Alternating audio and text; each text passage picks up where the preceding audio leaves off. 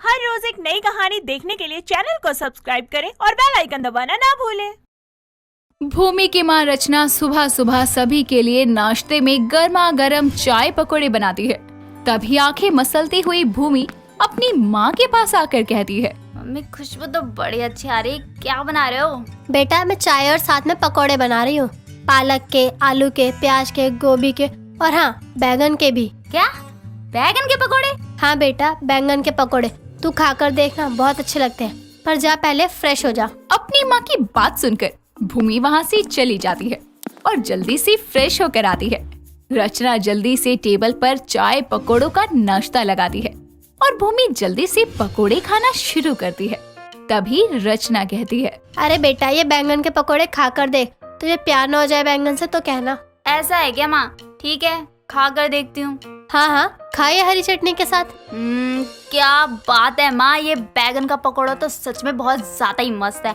आज इसे खाकर ना मैं बैगन लवर हो गई हूँ। अरे बेटा मैंने कहा था ना, सबसे बढ़िया बैंगन के पकोड़े ही होते हैं। दोनों माँ बेटी आराम से बैठकर चाय पकोड़ों का मजा लेती है।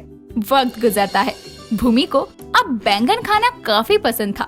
ऐसे ही एक शाम जब भूमि अपनी दोस्त मीरा के साथ घर आ रही थी, तभी भूमि कहती है, यार मुझे बहुत जोर से भूख लग रही है। भूख तो मुझे भी लगी है बहुत। ओए वहाँ देख, वहाँ पर एक लिट्टी चोखा का स्टॉल है, चल वहीं चलते हैं। भूमि और मीरा लिट्टी चोखे वाले के स्टॉल पर जाते हैं और भूमि बोलती है, यार मीरा एक बात बता, लिट्टी तो मुझे पता है कि सत्तू भर के बनाते हैं, यार ये चोखा किस चीज का होता है? ओए इतना भी नहीं पता, तेरे फेवरेट बैंगन का होता है। ओह भाई साहब सच में, फिर तो खाना ही खाना है। भूमि जल्दी से स्टॉल वाले से 2 प्लेट लिट्टी चोखा ले लेती है और दोनों सहेलियां आराम से बैठकर लिट्टी चोखा खाने लगती है। तभी भूमि कहती है, वाह वाह क्या स्वाद है यार, इसका तो मजा ही आ गया। कितना अच्छा है ये बैगन का चोखा, मन तो कर रहा है कि इनके पास जितना है सारा घर ले जाऊं। ओ बैगन की लालची, इतना बैगन खाना अच्छी बात नहीं है। यार अभी कोई ज्ञान मत दे, अभी बस मजा लेने दे मुझे बैगन का। ऐसे ही मीरा से बातें करते करते भूमि 2 से 3 प्लेट लिट्टी चोखा खा जाती है और फिर दोनों सहेलियां अपने अपने घर आती है। ऐसे ही वक्त गुजरता है और धीरे धीरे भूमि का बैंगन लव बढ़ता जाता है। भूमि की शादी विनीत नाम के लड़के से होती है और एक रात जब सभी लोग एक साथ बैठकर खाना खाने डाइनिंग टेबल पर आते हैं, तभी भूमि की सास गीता कहती है, बहू ये सब क्या है? क्या हुआ माँ जी, क्या बात है?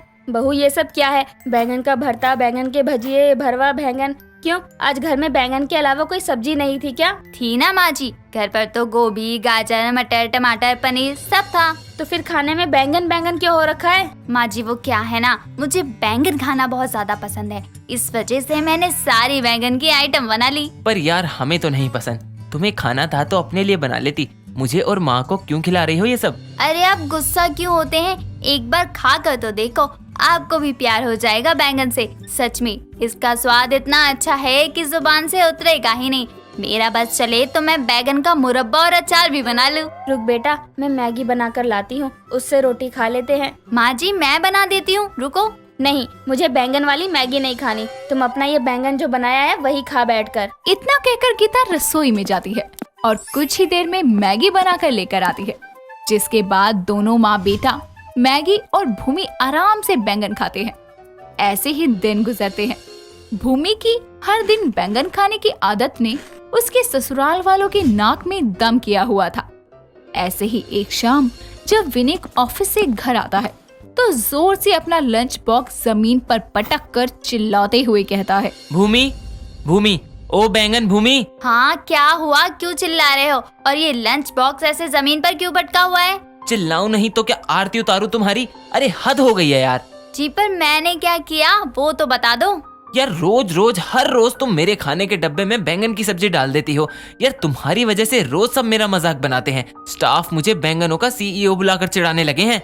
जी मैं क्या करूं, मुझे बैंगन इतने ज्यादा अच्छे लगते हैं कि मैं हर वक्त उनकी सब्जी खा सकती हूं, इसलिए आपको भी दे देती हूं ताकि आपको भी पसंद आ जाए। पसंद की बात तो सपनों में भी नहीं है। अरे मुझे गुस्सा आ रहा है। देखो भूमि, मेरी बात कान खोल कर सुन लो। अगर आज के बाद तुमने मेरे टिफिन में भरमा बैंगन, बैंगन का भरता, आलू बैंगन, फ्राई मसाला बैंगन में से कुछ भी डाला तो मुझसे बुरा कोई नहीं होगा, समझ गई? विनीक इतना कहकर गुस्से में वहाँ से चला जाता है। पर भूमि का बैंगन खाने का जुनून नहीं जाता। कभी वो बाजार से एक साथ ढेर सारे बैंगन लेकर आती, तो कभी घर में ही बैंगन उगाने लगती, तो कभी भूमि अलग अलग तरीके से बैंगन सब्जी भाजी बनाकर मजे से खाती, पर बैंगन खाना बंद नहीं करती। ऐसे ही एक दिन भूमि बाजार में शॉपिंग करने जाती है। तभी उसे एक बैंगन प्रिंट की हुई बेडशीट नजर आती है और उसे देखकर वो खुद से कहती है, ओए होए, मजा आ गया, कमाल हो गया, धोती फाड़ के रुमाल हो गया, बैंगन वाली बेडशीट। वाह यार, अब तो मैं अपने कमरे में यही बेडशीट बिछाऊंगी। एक काम करती हूँ, काफी सारी सेम टू सेम प्रिंट की बेडशीट ले आती हूँ, फिर मैं उसे सोफे के कवर और पर्दे भी बना लूंगी। इतना कहकर भूमि जल्दी से दुकान में जाती है और बैंगन प्रिंट की 5-6 चादर लेकर आती है और घर वापस आती है। और उसके बाद काफी मेहनत से भूमि चादर से सोफे के कवर और पर्दे भी बनाती है और अपना कमरा पूरा बैंगन जैसा कर देती है। शाम को जैसे ही विनीक और गीता कमरे में आते हैं तो एक साथ बोलते हैं, इतने सारे बैंगन? जी माँ जी, मैंने किया है ये सब। कितना अच्छा लग रहा है ना? माँ, मुझे अब उल्टी आ रही है बैंगन देख देख कर। अरे बेटा संभाल खुद को। बहू, ये सब क्या है? बैंगन खाने तक तो समझ आ रहा था, ये क्या तूने पूरे कमरे को भी बैंगन बना दिया? माँ जी क्या करूँ, मुझे बैंगन इतने ज्यादा पसंद है कि जब मुझे मार्केट में ये बैंगन प्रिंट वाली बेडशीट मिली तो मैंने फटाफट से ले ली और फिर उससे सोफे के कवर और पर्दे भी बना दिए। कितना हसीन लग रहा है ना सब? हसीन नहीं, संगीन लग रहा है। ये सब देखकर तो मुझे तुम भी भूमि नहीं बैंगन नजर आ रही हो।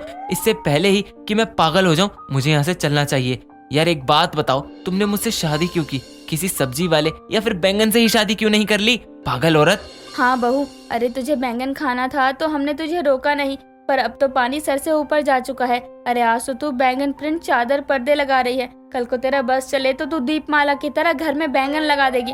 मुझे तो डर है कहीं तू बैंगन के कपड़े ना बना ले एक दिन। मुझे माफ कर दो माँ जी और विनीक जी, पता नहीं मेरे सर पर बैंगन का खून सवार हो गया था। मुझे हर चीज में बस बैंगन और बैंगन ही नजर आ रहे थे, पर अब से मैं ऐसी कोई पागलपंती नहीं करूंगी। इतना कहकर भूमि जल्दी से कमरे की सारी सजावट फिर से बदल देती है और वापस से सब पहले जैसा कर देती है। साथ ही अब वो बैंगन छोड़कर बाकी सब्जियां। संजय अपनी माँ सुजाता और पिता राजेश के साथ रिश्ता लेकर आशिमा नाम की लड़की के घर जाता है। आशिमा के घर में बस उसके पिता थे। संजय अपने माता पिता के साथ उसके घर पहुंचता है, जिसके बाद आशिमा उनके लिए चाय नाश्ता लेकर आती है। तभी रमेश बोलता है, हमारी आशिमा बहुत ही समझदार और गुणी है। इसकी माँ के गुजर जाने के बाद इसने ही घर संभाला है। अब तो बस मेरा यही सपना है कि इसकी शादी किसी अच्छे से घर में हो जाए। अंकल जी, क्या मैं आशिमा से अकेले में बात कर सकता हूँ? हाँ हाँ बेटा, क्यों नहीं, आखिर तुम दोनों की रजामंदी सबसे जरूरी है। जिसके बाद संजय और आशिमा घर के बगीचे में चले जाते हैं और संजय बोलता है, आपको अपने लिए कैसा जीवन साथी चाहिए? मेरे कुछ ज्यादा सपने नहीं है, मैं बस इतना चाहती हूँ कि वो मुझे समझे और प्यार करे। कमाल है, आजकल की लड़कियों को तो बस हैंडसम लड़के ही चाहिए होते हैं, पर आपकी बातें सुनकर लगता है कि आप कुछ अलग हैं। सुंदरता सूरत से ज्यादा सीरत में होनी चाहिए, ऐसा मेरा मानना है। आशिमा की ये बात संजय के दिल को छू जाती है और वो उसे देखता ही रह जाता है। थोड़ी देर बाद दोनों हॉल में आते हैं और फिर संजय कहता है, माँ, पापा, मुझे ये रिश्ता मंजूर है। संजय के मुंह से ये बात सुनकर सब एक दूसरे को मिठाई खिलाते हैं। थोड़ी देर बाद संजय अपने परिवार के साथ वहाँ से चला जाता है। रास्ते में वो लोग जा ही रहे होते हैं, तभी उनकी एक ऑटो वाले से टक्कर हो जाती है, जिसमें संजय और सुजाता को तो हल्की फुल्की खरोच आती है, पर राजेश का एक हाथ फ्रैक्चर हो जाता है। जिसके बाद वो जैसे तैसे घर पहुँचते हैं और फिर संजय डॉक्टर को बुलाता है। डॉक्टर राजेश के हाथ पर प्लास्टर चढ़ाकर चला जाता है। जिसके बाद सुजाता कहती है, हे मोरे कान्हा, अच्छा खासा बेटे का रिश्ता तय कर खुशी खुशी लौट रहे थे और ये सब हो गया। ऐसे ही एक दिन सुजाता घर की सफाई कर रही होती है और फर्श पर पानी गिरा होता है, जिस पर उसका ध्यान नहीं जाता। तभी उसके घर की डोरबेल बजती है और उसकी बहन शांति गांव से उनके घर आती है। ये देखकर सुजाता बोलती है, देर से ही सही पर आ गई तू। का करूँ जीजी, सोचा था अपने प्यारे लल्ला की शादी में महीने 2 महीने पहले आऊंगी, पर यहाँ तो अपने ही घर से फुर्सत न मिली। सबसे पहले तो मुझे लल्ला की दुल्हन की फोटो दिखा दो, ताकि मैं भी तो देख के तसल्ली कर लूं। ओहो ठीक है, अभी तेरे लल्ला को बुला देती हूँ, उसके फोन में ही होगी फोटो। इतना कहने के बाद सुजाता संजय को आवाज लगाकर बुलाती है और संजय हॉल में आता है, जिसके बाद शांति को फोन में आशिमा की फोटो दिखाता है, जिसे देखकर शांति कहती है, वाह जीजी, बहू देखने में तो बहुत समझदार लगती है। शांति फोन में फोटो देखते हुए वहाँ से जाने लगती है। तभी वो उस पानी वाली जगह पर फिसलकर जोर से गिर जाती है, जिससे संजय का फोन भी गिरकर टूट जाता है। जिसके बाद शांति बोलती है, अरे जीजी, मेरी तो कमर ही टूट गई। अरे लल्ला, जरा मदद तो कर दे अपनी मौसी की। संजय और सुजाता शांति को उठाकर सोफे पर बिठा देते हैं, जिसके बाद शांति मुंह बनाकर बोलती है, आय हाय, इस मनहूस की फोटो देखने भर से ही मैं फिसल कर गिर गई। जब सामने से दर्शन होंगे तो ना जाने क्या ही होगा। कुछ भी बोलती है तू तो। अरे जीजी, आप जो कहो, पर मुझे तो आभास हो रहा है कुछ तो गड़बड़ है इस लड़की में। ऐसे ही दिन गुजरते हैं और शादी का दिन आ जाता है। आशिमा के घर में सारी तैयारियां हो गई थी और सब बहुत खुश थे। वहीं संजय भी दूल्हा बनकर अपने घर के दरवाजे पर खड़ा होकर घोड़ी का इंतजार कर रहा होता है, पर अभी तक घोड़ी वाला घोड़ी लेकर नहीं आता। राजेश घोड़ी वाले को कॉल करता है, अरे पेलू भाई, और कितनी देर लगेगी घोड़ी आने में? मेरी घोड़ी नहीं मिल रही है, आप कोई और घोड़ी देख लो। इतना कहकर पेलूराम कॉल कट कर देता है और इतनी जल्दी दूसरी घोड़ी का मिलना बहुत मुश्किल था। इसलिए बारात कार से ही लड़की वालों के घर जाती है, जहां बारात का स्वागत फूलों की बारिश के साथ किया जाता है। दूल्हा दुल्हन मंडप में बैठे होते हैं। तभी रमेश पंडित को ना देखकर राजेश से बोलता है, भाई साहब, पंडित जी कहीं नजर नहीं आ रहे, आपके साथ नहीं आए क्या? वो पंडित जी की डेथ हो गई है। क्या? तुझे कैसे पता बेटा? मैंने रास्ते में उन्हें कॉल किया था, तब मुझे पता चला। हे भगवान, शादी कराने वाला पंडित ही दुनिया में नहीं रहा। ये तो बहुत बड़ा अपशगुन हो गया जीजी। ये सुनकर सुजाता बोलती है, सही कह रही है तो शांति, ये सब इस लड़की के कारण ही हो रहा है। जब से इसके घर से रिश्ता पक्का करके लौटे हैं, कुछ ना कुछ अशुभ हो रहा है। अरे मैं तो ये सोच के डर रही हूँ कि अभी तो शादी नहीं हुई, तब ये सब हो गया। जब ये शादी करके घर आएगी तब ना जाने क्या क्या हो जाएगा। बहन जी, ये आप क्या कह रही हैं? पंडित जी नहीं रहे तो भला इसमें मेरी बेटी का क्या कसूर? हाँ भगवान, ये शादी के अच्छे मौके पर क्या अशुभ अशुभ की बातें किए जा रहे हो? बस बहुत चुप रह गई मैं, अब और नहीं। ये रिश्ता जब से तय हुआ है तब से ही अपशगुन हो रहे हैं। याद कीजिए उस दिन हमारी कार का एक्सीडेंट हो जाना, फिर शांति का आशिमा की फोटो देखते हुए गिर जाना, और आज तो घोड़ी का भाग जाना, और सबसे बड़ा अपशगुन तो शादी वाले पंडित का ही मर जाना है। क्या बोल रही हो जीजी, इतना कुछ हो गया? ये सब सुनकर तो मुझे यकीन हो गया कि ये लड़की सच में अपशगुनी है। अरे जीजा जी, रिश्ता जोड़ने से पहले कम से कम लड़की की कुंडली दिखवा लेते। ये सब सुनकर आशिमा की आंखों में आंसू आ जाते हैं और उसे यूं रोता देखकर राजेश बोलता है, बस करो शांति, ऐसा कुछ नहीं होता है। अगर पंडित नहीं है तो क्या शादी नहीं होगी? मैं अभी जाकर दूसरा पंडित बुला के लाता हूँ। इतना कहकर वो एक कॉल करता है और कुछ ही देर में पंडित जी आ जाते हैं। जिसके बाद शादी की रस्में शुरू करने के लिए पंडित जी हवन कुंड में लकड़ियां जलाते हैं, पर लकड़ियां नहीं जलती। ये देखकर सुजाता के सब्र का बांध टूट जाता है और वो बोलती है, ये लो एक और अपशगुन। अरे अब तो मान लीजिए आप लोग कि भगवान भी नहीं चाहते कि ये शादी हो, इसलिए अब ये शादी किसी भी हालत पर नहीं होगी। ऐसी अपशगुनी बहू नहीं चाहिए मुझे अपने घर में। ये सुनकर रमेश डर जाता है और फिर से आशिमा की आंखें नम हो जाती हैं। और ये सब देखकर संजय को गुस्सा आता है और वो बोलता है, बस करो माँ, ये फालतू की बकवास। आप बेकार ही इन सब बातों के लिए आशिमा को अपशगुनी ठहरा रही हो। मैं अब आपको सारी सच्चाई बताता हूँ। उस दिन हमारा एक्सीडेंट दूसरी कार के रॉन्ग साइड से आने के कारण हुआ और मौसी उस दिन आशिमा की फोटो देखने से नहीं बल्कि आपके गिराए हुए पानी की वजह से गिरी थी। और पंडित बहुत बूढ़ा था जो कि दिल का दौरा पड़ने से मर गया। और रही बात इन लकड़ियों के ना जलने की, तो ये आप भी अच्छे से जानती हैं कि गीली लकड़ियाँ नहीं जलती। संजय बिल्कुल सही कह रहा है।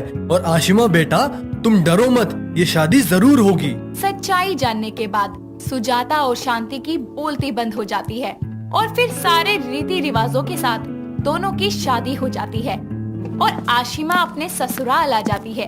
तभी संजय को एक कॉल आता है जिसके बाद वो खुशी से कहता है, माँ, इतने सालों से जो जमीन को लेकर केस चल रहा था वो हम जीत गए हैं। देखा आपने, आशिमा के कदम कितने शुभ हैं हमारे लिए। हाँ बेटा, तू सही कह रहा है। बहू मुझे माफ कर दे। अब मुझे समझ आ गया है कि शगुन और अपशगुन बस इंसान की घटिया सोच है और कुछ नहीं। इन सब बातों से ये साफ हो जाता है कि किसी अच्छे या बुरे हालातों के लिए किसी इंसान को जिम्मेदार मानना बिल्कुल ठीक नहीं है, क्योंकि शगुनी अपशगुनी तो सिर्फ एक सोच है, इंसान नहीं। दोस्तों, अगर आपको ये कहानी पसंद आई तो इसे लाइक करें, शेयर करें और कमेंट करके बताएं कि कहानी में आपको सबसे अच्छा क्या लगा।